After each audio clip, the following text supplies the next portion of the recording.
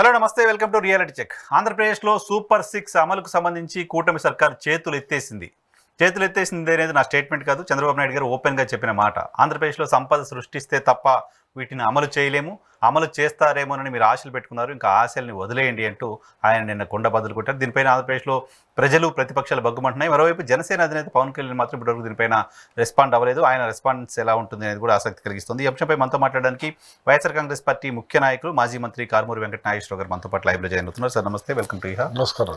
ఏంటి సార్ ఆ మాట విన్నగానే ఏమనిపించింది? ఫస్ట్ మాకైతే ఏమనిపించలేదు. ఎంచేతంటే ఇది చంద్రబాబు నాయుడు గారు మొదటి నుంచి కూడా చెప్పుకుంటూ వస్తున్నాడు, మేము సంపద సృష్టిస్తాం, ముసలావిడి నొక్కుద్ది బటన్స్, మంచం మించి లెగలేని ఆవిడ బటన్ నొక్కుద్ది, అదేనా పెద్ద విడ్డూరమా, నేను నొక్కుతాను బటన్, ఏది కావాలో అది చేస్తాను అన్న మనిషి ఇవాళ మాట తప్పి, ఇంచేదంటే అతను నైజాంలోనే ఉంది. అప్పుడు రాజశేఖర రెడ్డి గారు అసెంబ్లీలో అన్నారు, చంద్రబాబు నాయుడు గారు నిజం చెప్తే తలకాయ 1000 చెక్కలు అవుద్దని. అని చేత ఆయన ఇప్పుడు నిజం చెప్పడు, నిజం ఎరగడు, ఆయన అబద్ధాలే తోటే నడుస్తా వచ్చింది. ఆయన మీరు చూడండి, ఫస్ట్ అధికారంలోకి ఎన్టీ రామారావు దగ్గర నుంచి ఎన్ని పోటు పడిస్తే అధికారం తీసుకున్న కాడి నుంచి కూడా ఆ రోజున 2 రూపాయల బియ్యం నడిచేది, మన లిక్కరు లేకుండా ఉండేది. కానీ ఆయన వచ్చిన తర్వాత రెండింటిని ఎత్తేసాడు. ఆయన ఏదైతే చెప్తాడో అది చేసి తీరతాడు. హామీలతో టీడీపీ అధికారంలోకి వచ్చింది. అప్పుడు ఆ హామీలతో అధికారంలోకి వచ్చిన టీడీపీ పార్టీకి అది ఎగనామం పెట్టి ఆ రెండింటిని మళ్ళీ కొనసాగించే కార్యక్రమం మంచి రేట్లతో, పెద్ద రేట్లతో, అంటే ప్రజల దగ్గర నుంచి ఎలా పిండాలి అనేది ఆయన బాగా తెలుసు. అలాగే లాస్ట్ టైం కూడా బాబు వస్తే జాబ్ వస్తుంది, మీకు నిరుద్యోగ భృతి వస్తుంది, లేకుంటే మీకు రుణమాఫీ చేస్తాను, మీకు అన్నీ చేస్తానని చెప్పి ఎన్నో 650 వాగ్దానాలు చెప్పాడు ఆయన. ఏ వాగ్దానం కూడా నెరవేర్చకుండా పూర్తిగా అటకెక్కించి అన్ని అబద్ధాలు చెప్పిన మనిషి చంద్రబాబు. 19 తర్వాత ఇప్పుడు కూడా మళ్ళీ చెప్పాడు, కానీ నమ్మేరు ప్రజలు, కొంచెం అంటే ఆశపడ్డారు. అంటే జగన్మోహన్ రెడ్డి గారు ఇచ్చారు, చేశారు, ఇతను సీనియర్ కదా, ఒకవేళ ఏం చేస్తాడేమో అనే ఇదిలో కొంతమంది ఆ అబద్ధాల మాయలో పడ్డారు. పక్కన పవన్ కళ్యాణ్ కూడా ఉన్నాడు, బీజేపీ కూడా ఉంది. ఆయన కూడా పవన్ కళ్యాణ్ గారు కూడా మీకు 15 అందరికి ఇచ్చేస్తాను, మా రుణమా ఎన్ని రకాలు, ఒకటి కాదు, ల్యాండ్ టైటిల్ యాక్ట్ అని అదని అన్నిటి మీద కూడా ఇష్టానుసారంగా చెప్పేసి పూర్తిగా ప్రజలు నమ్మించే పరిస్థితి. అంటే ఇతను చెప్పిన దానికి వంతుగా పవన్ కళ్యాణ్ గారు మాట్లాడుతుంటే, కానీ బీజేపీ వాళ్ళు మాత్రం వాళ్ళ మేనిఫెస్టో కూడా పట్టుకోలేదు. అప్పుడు వీళ్ళ సంగతి తెలుసు, ఇతని సంగతి పూర్తిగా తెలుసు, ఈయన అమలుపరిచే మనిషి కాదు అని చెప్పి వాళ్ళ మేనిఫెస్టో కూడా ముట్టుకోలేదు. అంచేత అలా చేశారు. ఈ రోజున ప్రజలందరినీ కూడా నమ్మించి గొంతు కోసి ఎన్నుపోటు పొడిసి దుర్మార్గం చేశాడు ఆయన. ఆ రోజున ఎన్ని ప్రలాభాలు చెప్పారు, ఎన్ని కబుర్లు చెప్పాడు ఆయన, గొంతు చించుకుని మాట్లాడాడు ఆయన ప్రతి మీటింగుల్లో కూడా. మీకు నేనున్నాను తమ్ముళ్ళు, ఆయన అరాచకం జరిగిపోతుంది ఇక్కడ, 14 లక్షల కోట్ల రూపాయలని అబద్ధం చెప్పాడు.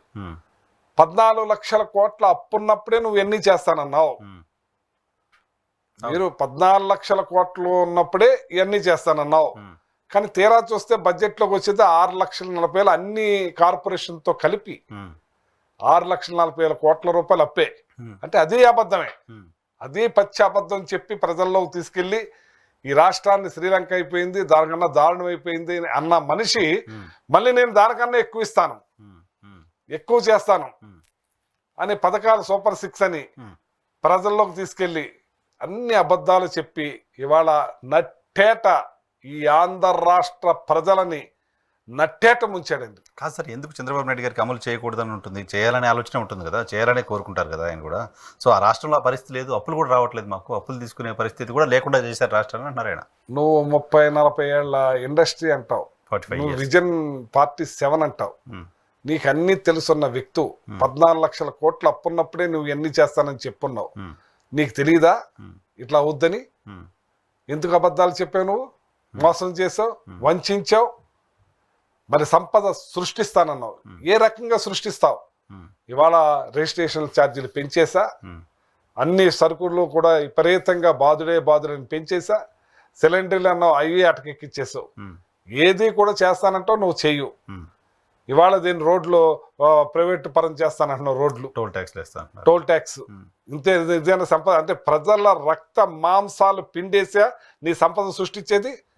కానీ ఒక పక్కన రక్త మాంసాలు పిండేస్తున్నావు, కానీ ప్రజలకు మాత్రం ఏం చేసేది లేకుండా పోయింది. సో కేంద్రం ఇచ్చిందన్నంతా మీకు సంక్షేమానికి ఇవ్వలేను. కేంద్రం ఇచ్చింది కాబట్టి అమరావతి కడుతున్నా, కేంద్రం ఇచ్చింది కాబట్టి పోలవరం కడుతున్నా, కేంద్రం ఇచ్చింది కాబట్టి స్టీల్ ప్లాంట్కి ఇస్తున్నా, అవన్నీ తీసుకొచ్చి మీకు ఎట్లా ఇస్తాను నేను అంటున్నారు ఆయన. అవునండి, జగన్మోహన్ రెడ్డి గారు ఎలా చేశారు? 2 సంవత్సరాలు కరోనా టైంలో కూడా వచ్చే ఇన్కమ్ అంతా తగ్గిపోయింది. తగ్గిపోయిన ఆపలేదే. ఆయన ఎన్ని ఇబ్బందులు పడినా సరే ప్రజలకు అందించే విషయంలో ఎక్కడ తగ్గలేదే. ఏదో వంకలు చెప్పలేదే. తప్పించుకునే అవకాశం ఉందకనా? ఆ రోజున కరోనా వచ్చింది, రాష్ట్ర పరిస్థితులు బాగాలేదు, దేశ పరిస్థితులే బాగాలేదు, ప్రపంచ పరిస్థితులే బాగాలేదు అని చేత మీకు ఇవన్నీ ఆపుతున్నాను నేను, ముందు మన రాష్ట్రం ముందు కుదుట పడే విధానికి నేను చూడాలని అబద్ధాలు కూడా చెప్పలేదు కదా. ఒక్క స్కీమ్ కూడా ఆపకుండా అన్ని చేయగలిగాడే. మరి నీకు పెద్ద అనుభవం ఉన్నవాడు, అనుభవం లేని వ్యక్తి. మరి జిఎస్టీ ఈ రోజున భారతదేశంలో నెంబర్ 1లో ఉండేది మంది. జిఎస్టీ ఎక్కడికి పోయిందండి? ఇప్పుడు ఎన్నో స్థానంలో ఉందండి, 11, 12 స్థానానికి పడిపోయింది. నువ్వు గొప్పవాడు, పెద్ద తెలివైన వాడు, మరి ఇండస్ట్రీ 40 ఏళ్ల ఇండస్ట్రీ అంటావు. ఇవాళ జిఎస్టీని నెంబర్ 1కి తీసుకొచ్చిన వ్యక్తి జగన్మోహన్ రెడ్డి గారు. వ్యవసాయాన్ని కూడా 3వ స్థానానికి తీసుకొచ్చారు ప్రపంచంలో. అది కూడా అన్నదాత సుఖీభావ కూడా ఆపేస్తానని చెప్తున్నారు. ఆపేస్తానంటున్నాడండి. అది సెంట్రల్ గవర్నమెంట్ ఇచ్చేదే కదా. సెంట్రల్ గవర్నమెంట్ ఇస్తుంది, సెంట్రల్ గవర్నమెంట్ ఇస్తుంది, దానికి నువ్వు తోడు. అది ఏదో చూడండి, కొన్నాళ్ళకి మందేస్తే ఉన్ననాలకు ఊడిపోయిందంట. ఈ ప్రజలు నమ్మారు, నేను కొన్నాళ్ళకి మందేస్తానంటే ఉన్ననాలకు కూడా లేకుండా పోయింది ఈయన చేసే పని. జగన్మోహన్ రెడ్డి గారు అప్పుడు చెప్తా ఉండేది కదా, మీరు చంద్రబాబు పలావ్ పెడతారనుకుంటున్నారు, మీరు కొండ చలవంలో నోట్లో పెట్టేస్తున్నారు, మీరు ఆయన ఏదో బిర్యానీ పెడతారనుకుంటున్నారు, జగన్మోహన్ రెడ్డి పలావ్ పెడుతున్నాడు, చంద్రబాబు నాయుడు బిర్యానీ పెడతారనుకుంటున్నారు, ఏమీ పెట్టకుండా అయిపోతారు, చూసుకొని జాగ్రత్త అని అప్పుడే హెచ్చరించాడు ఆయన. చెప్పారు. ఆయన హెచ్చరించినట్టే ఈయన ప్రవర్తించారు. ఈయన ప్రవర్తన అందరికి తెలుసు. కానీ ఈ 3 కూటమి కేంద్రం కూడా కలిసింది. ఈ పక్కన పవన్ కళ్యాణ్ ఉన్నారు అంటే ఈయన మాట అన్ని కూడా నడుస్తాయేమో అనుకున్నారు. కానీ ఆయన మహా మేధావి కదండి చంద్రబాబు నాయుడు గారు. ఆయన ఇప్పుడు కూడా చెప్పింది చేయరు కదా. కానీ కేంద్రం బీజేపీతో కలవడానికి రీజనే ఇది చెప్పారు వాళ్ళు. బీజేపీతో కలిస్తే మన కేంద్రం నుంచి ఫండ్స్ ఎక్కువ వస్తాయి, ఈ కార్యక్రమాలన్నీ చేయాలి అని. సో కలిసిన తర్వాత కూడా ఇప్పుడు మేము చేయలేకపోతున్నాం అనే మాట ఏమీ లేవండి. కలిసిన తర్వాత కూడా ఏమీ లేవు. వాళ్ళు అప్పిచ్చింది కూడా మాకు గ్రాంట్ ఇచ్చారని చెప్పుకునే పరిస్థితిలో ఉన్నారు. అబద్ధాలు. అవును, అప్పు కదా. ఇవాళ అయినా సరే మంగళవారం వచ్చేటికి అప్పు. ఇవాళ 1,00,000 దాటేసింది. ఇవాళ నువ్వేం చేసావో తెలియట్లేదు. పథకాల కొనసాగిస్తలేదు. ఒక్క పెన్షన్ మాత్రం కొంచెం పెంచి ఇస్తున్నావు, అదొకటి. అది కూడా మళ్ళీ లెవెల్ తీసుకొచ్చేస్తాను. చాలా తెలివైన వ్యక్తి అండి. ఇప్పుడు చూడండి, మీరు మొత్తం వికలాంగులు అందరూ కూడా హాస్పిటల్ కాడి అలో లక్ష్మణ్ బాధపడుతున్నారు, తిట్టుకుంటున్నారు, ఏడుస్తున్నారు. ఆయన జగన్మోహన్ రెడ్డి గారు ఇచ్చే దానికన్నా కూడా తక్కువ తీసుకుపోతున్నాడు ఇప్పుడు. అంటే ఆల్రెడీ కట్ చేసేసి ఒక కన్ను పనిచేయని వ్యక్తులకు కూడా మీకు రాదు పెన్షన్, పర్సంటేజ్ తీసేస్తున్నారు. 2 కళ్ళు లేకపోతే వస్తుంది, 2 కళ్ళు లేకపోతే ఇంకో కన్ను తీసుకుని వాళ్ళని పరిస్థితికి వెళ్ళిపోయారు అక్కడ. అంటే ఏంటో అర్థం కాని పరిస్థితి అయిపోయింది. ఇవాళ ఏదైతే నువ్వు పెన్షన్ ఇస్తున్నావో ఆ పెన్షన్ ని జగన్మోహన్ రెడ్డి గారు ఇచ్చేదానికన్నా తక్కువ తీసుకుపోతున్నావు, కట్ చేసేసి నంబర్ తగ్గించేసి ఇచ్చేది పెంచారు, ఇచ్చే వాళ్ళ సంఖ్య తగ్గించేస్తున్నారు. ఎంత తెలివైన మనుషులు చూస్తారా. పెన్షన్స్ తగ్గించారు అనేది కేంద్ర ప్రభుత్వం చెప్తున్నమాట. ఆయనకి ఒకటి ఉందండి, ప్రజలు హ్యాపీగా ఉండకూడదు, ప్రజలు బాధపడతా ఉండాలి. ప్రజలు అలో లక్ష్మణ్ ఏడుస్తూ ఉంటే ఆయనకు సంతోషం. ఎందుకుంటుంది రాజకీయ నాయకుడికి? అంటే రాజకీయ నాయకుడు ఆయనకి ఎప్పుడు మొదటి నుంచి అంతే కదండి. ఆయన ఏనాడు కూడా ప్రజలను సుఖపెట్టలేదు కదా, నమ్మించి మోసం చేయడం. హైదరాబాద్ కట్టాను నేను, చాలా ఏంటి హైదరాబాద్ ఆయన కట్టింది? ఇప్పుడు అక్కడ కట్టమనండి. అమరావతిలో 5 సంవత్సరాలు గ్రాఫిక్స్ చూపించారు, అది అయిపోయింది. ఇప్పుడు ఏదో అంటున్నారు మళ్ళీ. మన దాకా అది మునిగిపోయింది. ఈ రోజు కూడా నీళ్లు తోడుకుంటానే ఉన్నారు, ఈ రోజు కూడా వాటర్ తోడుతానే ఉన్నారు. అంచేత ఆయన ఇప్పుడు ఏదైనా జగన్మోహన్ రెడ్డి గారు కట్టాలన్నా చెయ్యాలన్నా ఏ గ్రామానికి వెళ్ళమనండి, అక్కడ సచివాలయం దర్శనమిస్తుంది, అక్కడ ఆర్బికే సెంటర్ దర్శనమిస్తుంది, అక్కడ హెల్త్ సెంటర్ దర్శనమిస్తుంది, విలేజ్ క్లినిక్లు. అలాగే ఇప్పుడు వైజాగ్ వెళ్ళాడు, ఆయన చూశాడు అక్కడ కట్టిన కట్టడాలు. ఇవాళ జపాన్ ని మించి కట్టాడని చెప్పి ఆయన మెచ్చుకున్నాడు. అంటే ఆయన ఇంటూ పెట్టిపోయాడా జగన్మోహన్ రెడ్డి గారు? అది ఆస్తి. నువ్వు కట్టావు అమరావతిలో, వాటర్ కారిపోతుంది, అన్ని కారిపోతున్నాయి. 14,000 స్క్వేర్ ఫీట్. ఇక్కడ చూసుకోండి కట్టాడు ఆయన 540 కోట్ల రూపాయలతోటి. గొప్ప కన్స్ట్రక్షన్ చేశాడు. అది జాతికి అంకితమైంది కదా. అవును, స్టేట్స్ ప్రాపర్టీ కదా అది. అంతే కదండి అసలు. కానీ ఆయన మీద ఎంతో బృజ్యంతాన్ని చూశారు మీరు. కానీ ఇవాళ జగన్మోహన్ రెడ్డి గారు హాస్పిటల్స్ కట్టారండి. జిల్లాకు హాస్పిటల్ అని తీసుకొచ్చి ఇవాళ గొప్ప హాస్పిటల్ కట్టి 750 మెడికల్ సీట్లతో అప్ చెప్తే 750 వద్దని వెనక్కి పంపించాడు ఈయన. భారతదేశంలో మాకు ఎంబీబీఎస్ సీట్లు కావాలని వాళ్ళు ప్రాధాయపడతారు, కోరుకుంటారు, ఇదవుతారు. వచ్చినట్లు వెనక్కి పంపించామంటే ఏమనాలి? అదే ప్రైవేట్ చేస్తారనేది ప్రచారం అవుతుంది. 200% ఆయన ప్రైవేట్ పరం చేయటానికే చూస్తున్నారండి. అటు స్టీల్ ప్లాంట్ కి ప్రైవేట్ పరానికే సహకరిస్తున్నాడు ఆయన. రోడ్స్ అన్ని కూడా ప్రైవేట్ పరానికి సహకరిస్తున్నాడు. ఈ మెడికల్ కాలేజీలన్నీ ప్రైవేట్ పరం చేయటానికి చూస్తున్నాడు. కాదు సార్, పవన్ కళ్యాణ్ గారు ఎందుకు మాట్లాడలేదు సూపర్ 6 అమలు ఎత్తేస్తే? ఏమో ఆయన మరి ఏం చేస్తున్నాడు, మరి అన్ని కబుర్లు చెప్పాడు ఆయన, చించుకుని మాట్లాడాడు, ఆయన బల్ల గుద్దేశాడు. ఓ పక్కన మర్డర్లు జరిగినా, ఓ పక్కన రేపులు జరిగినా అసలు మీ కన్నెత్తి చూడాలంటేనే భయపడాలి, అట్లా మేము శాంతి భద్రతలను కాపాడుతామన్నారు. ఒక అమ్మాయి చనిపోయిందని నారాయణ కాలేజీ వెళ్ళి ప్రాధేయపడితే చచ్చిపోతే మనం తీసుకురాగలుగుదామా అన్నాడు. ఎన్నో బాగా ప్రతిపక్షంలో ఉన్నప్పుడు ప్రతిపక్షం కూడా లేదు ఆయన, అప్పటికేం కాలేదు కదా. ఆయన మామూలుగా కూడా ఎన్నో ప్రగల్భాలు చెప్పారు ఆయన. కానీ ఏమి మాత్రం ఇవాళ అధికారంలో ఉన్న శూన్యం. కానీ పవన్ కళ్యాణ్ కూడా నష్టం కదా ఇప్పుడు, చెప్పి మోసం చేస్తే. 200% అండి ఆయన చెప్పాడండి. ఎలక్షన్ వాగ్దానాల్లో చెప్పారండి, మేనిఫెస్టో చదివాడండి ఆయన. ఎలక్షన్ దగ్గర ఎట్లా పోతారు జనాల దగ్గర? అవును, మరి అదే ఆయన్ని తెలుసుకోవాలి అక్కడ. వాడు చంద్రబాబు నాయుడు ఆయన ఇద్దరు మాట్లాడుకుని తేల్చుకుని చేయాలి. ఏ ఒక్కటి కూడా చేయలేకపోతున్నాడు ఆయన. శాంతి భద్రతలను కాపాడలేకపోతున్నారు. ఇక్కడ రాష్ట్రాన్ని ఏ పథకం అమలు చేయలేకపోతున్నారు. రాష్ట్రానికి ఏదైనా మంచి చేయాలన్నా చేయలేకపోతున్నారు. ఎక్కడ మాత్రం ఈ డబ్బులన్నీ ఎడిపోతున్నాయి సార్. 3,30,000 కోట్ల రూపాయలు జగన్మోహన్ రెడ్డి టెన్యూర్లో చేసినప్పుగా కాక్ చెప్తోంది. అవును, 3,30,000 కోట్ల రూపాయలు 2,70,000 కోట్ల రూపాయలు డైరెక్ట్గా డీబీటీలో అకౌంట్లో పడిపోయింది. బట్ ఈ 7 నెలల్లో 3 లక్షల కోట్లు కేంద్రం నుంచి మేము ఈ రాష్ట్రానికి ఇచ్చామని కేంద్ర ప్రభుత్వం చెప్తాం. అవును, 7 నెలల్లో. అవును, ఇది కాకుండా దాదాపు 1,00,000 కోట్లు అఫీషియల్ గా అప్పులు చేశారు. 4 లక్షల కోట్లు. ఇన్ని చేసిన తర్వాత కూడా స్కీమ్స్ ఎందుకు ఇవ్వలేకపోతుంది? ఏడిపోతుంది డబ్బులు. 7 నెలల కాలంలో 4 లక్షల చిల్లర అప్పులు చేసిన ఈ పెద్ద మనిషి మరి ఈ డబ్బంతా ఎక్కడ పోయిందో ఆయనే ఆరా చెప్పాలి. ఇప్పుడు ఎక్కడా కూడా పోయి చేసేసిందా దాఖలు లేవు. లేదు కదా, ఏం కనిపించట్లేదు కదా. పెన్షన్ అన్నది ఒకటే కనపడుతుంది. ఆ పెన్షన్ ఆయనే ఇచ్చాడు. పెన్షన్ కాకుండా ఎన్ని పథకాలు నా నోటితో నేను చెప్పలేను, అన్ని పథకాలు ఉన్నాయి. అన్ని పథకాలను ఆయన కొనసాగించాడు. కనీసం రైతులు కష్టపడేదానికి 20,000 రూపాయలు ఇస్తానని చెప్పావు. ఆయన 13,500 ఇచ్చేది కూడా ఇవ్వకుండా, కనీసం 20,000 కూడా ఇవ్వకుండా ఎగ్గొట్టావు. కేంద్రం నుంచి వస్తుంది కదా, నువ్వు కేంద్రం నుంచి వచ్చిన దాన్ని కేంద్రం నుంచి వచ్చేది వస్తుంది అంతే తప్పితే నువ్వు ఇచ్చేది మాత్రం ఇవ్వట్లేదు. అది కూడా ఇవ్వట్లేదు కదా, అది ఇవ్వట్లేదు. డైవర్ట్ చేస్తున్నారు ప్రతిదీని. ఇవాళ ఈ రాష్ట్రాన్ని అధోగతి పాలు చేయటానికి, అప్పుల ఊబిలో దించటానికి, ప్రజల నడ్డి విరవటానికి మొన్న సంక్రాంతి పండగే కారణం. వ్యాపారస్తులు అలో లక్ష్మణాన్ని ఏడుస్తున్నారు. ప్రజలందరూ కూడా రామా అని బాధపడుతున్నారు. ఎక్కడ 1 రూపాయి లేకుండా ఏమీ కొనలేని పరిస్థితిలో పండగ నడిచింది. ఏంటి సార్ ఇప్పుడు ప్రజల దగ్గర ఉన్న ఆప్షన్ ఏంటి? ఏం చేయాలి? వాళ్ళు ఓటేశారు, ఏం చేస్తారు? ఓటేశారు, చేయలేదు, ఇప్పుడు ఏం చేయాలా? తూర్పు తిరిగి దండం పెడుతున్నారు, బాధపడుతున్నారు, చెప్పుకోలేకపోతున్నారు. ఏంటి కర్మ అని బాధపడుతున్నారు. ఈ దరిద్రం ఎప్పుడు వదులుతుందా ఈ రాష్ట్రానికని ఎదురు చూస్తున్నారు. ఇంకంత తప్పితే ఏం చేస్తారని. కానీ ప్రజల్లోకి మాత్రం ఈ నాయకులు ఎవరు వెళ్ళలేకపోతున్నారు. 100% ఏ ఒక్కళ్ళు కూడా ఏ ఊరు కూడా వెళ్ళలేకపోతున్నారు. మనం చూసానండి మన కార్యక్రమాలకి. పొద్దున్న 9 గంటలకు వస్తారని చెప్పి మధ్యాహ్నం 4 గంటలకు వెళ్ళారు. అంతే కదండి, అలా వెళ్ళిపోయాక వెళ్తున్నారు. ఓన్లీ అధికారులు ఉంటున్నారు, కానీ అలా ఫోటో దిగి వచ్చేస్తున్నారు.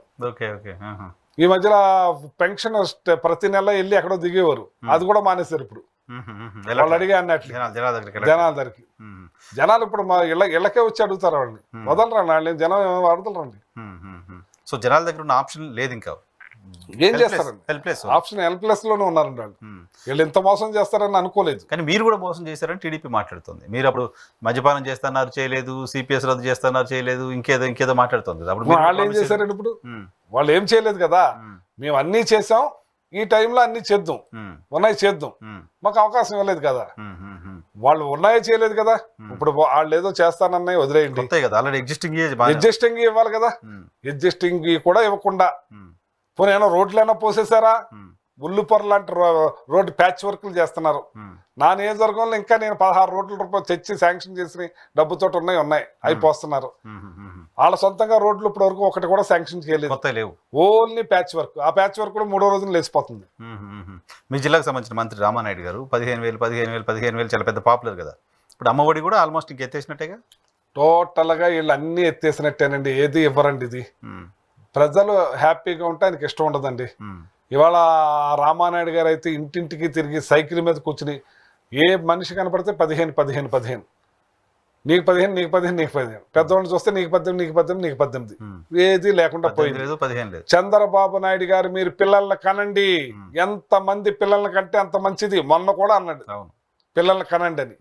ఈ పిల్లలు కనమన్న మనిషి ఆయన మాత్రం ఒక్కడు కన్నాడు, వాళ్ళ కొడుకు ఒక్కడిని కన్నాడు, 100ని మాత్రం కనమంటా ఉన్నాడు. ఏం చేద్దామనో మరి అర్థం కావట్లేదు. ఇప్పుడు ఉన్నాయన్నీ ఎత్తేసానంటున్నారు ఆయన నోటితోటి. అసలు ఏమన్నా అర్థం ఉందా అని అడుగుతున్నానండి. ఈ 6 నెలల్లో అనేక కంపెనీలు తీసుకొచ్చామని ప్రభుత్వం చెప్తోంది. దావోస్ పర్యటనలో కూడా బ్రహ్మాండమైన ఒప్పందాలు జరిగి తొందరలో ల్యాండ్ అవుతాయని చెప్తుంది ప్రభుత్వం. అంటే కళలో ల్యాండ్ అయినట్టుతాయేమో అండి. ఆయన మా తండ్రి కొడుకులు ఇద్దరు కలిసి కట్టుకు వెళ్ళారు అక్కడ. దావోస్ పర్యటన ఈయన కొడుకు ప్రమోషన్ ఇప్పించడానికి ఉన్నట్టుంది, కానీ వాళ్ళు ఒక్కటే తెచ్చినట్టుగా పడతలేదు. ఎందుకంటే ఇక్కడ తెలంగాణ వచ్చేటప్పటికి రేవంత్ రెడ్డి మాకు ఎంత వచ్చిందని చెప్పి పబ్లిక్ గా చెప్తున్నారు. ఏ కంపెనీ ఏంటనేది క్లియర్ గా చెప్పు. ఇక్కడ ఒక్కటి కూడా రాలేదు. ఎలా వస్తుందండి? ఇక్కడ వచ్చేలా చేశారు వీళ్ళు. ఇవాళ వీళ్ళు ఏంటి, వీళ్ళ కొడుకు రెడ్ బుక్ అని మొదలెట్టాడు. పాదయాత్ర నుంచి మేము రెడ్ బుక్ అన్నారు. వీళ్ళు అధికారంలోకి వచ్చాక రెడ్ బుక్ సిద్ధాంతం వచ్చిన తర్వాత ఏ ఒక్క ఇండస్ట్రీ వాళ్ళు వస్తారండి ఇక్కడికి? రోడ్డు మీద నరికేయటాలా, రోడ్డు మీద పొడిసేయటాలా, ఆస్తులను ధ్వంసం చేయటమా, ప్రతి ఒక్కరిని ఇబ్బంది పెడతామా?